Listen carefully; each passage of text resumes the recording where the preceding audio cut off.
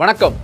உத்தரப்பிரதேச முதலமைச்சர் யோகி ஆதித்யநாத்தை மாத்திட்டு மோடி தன்னுடைய ஆதரவாளரான அரவிந்த் குமார் சர்மா என்பவரை நியமிக்க போறாராங்க. நாடாளுமன்ற தேர்தல் நடந்துட்டு இருக்கிற இந்த சமயத்துல இந்த செய்தி பெரும் அதிர்ச்சியா இருக்கா? நமக்கு மட்டும் இல்லைங்க, யோகி ஆதித்யநாத்தோட ஆதரவாளர்களா இருக்காங்களோ உத்தரப்பிரதேசத்துல, அவங்களுக்கும் இது பெரும் அதிர்ச்சியா தான் இருக்கு. திமுக கட்சியினுடைய யூடியூபர் பாலா அவர்கள் ஒரு வீடியோ வெளியிட்டிருக்காரு. உத்தரப்பிரதேசத்தில் சிறப்பாக செயல்படக்கூடிய முதலமைச்சராக யோகிஜி ஆட்சி செய்து வர்றாங்க.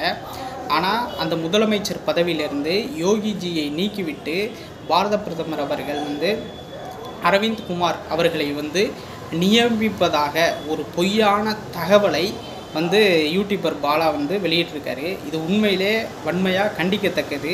உங்கள்கிட்ட தொடர்ச்சியாகவே உங்கள் மண்டைக்குள்ளே உள்ள கற்பனை கதைகளை வீடியோவை பதிவு செய்து யூடியூப்பில் விடுறீங்க.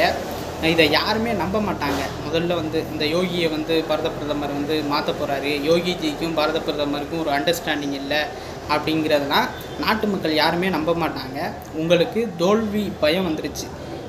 இந்தி கூட்டணியில் இருக்கக்கூடிய காங்கிரஸ், திமுக இது போன்ற கட்சிகள் மொத்தத்தில் ஒரு 50 சீட்டை தாண்டுறது கூட கஷ்டம். அதனால் தோல்வி பயத்தில் உங்களுடைய சொந்த கருத்தை வீடியோவை பதிவு செய்து வெளியிடுறீங்க.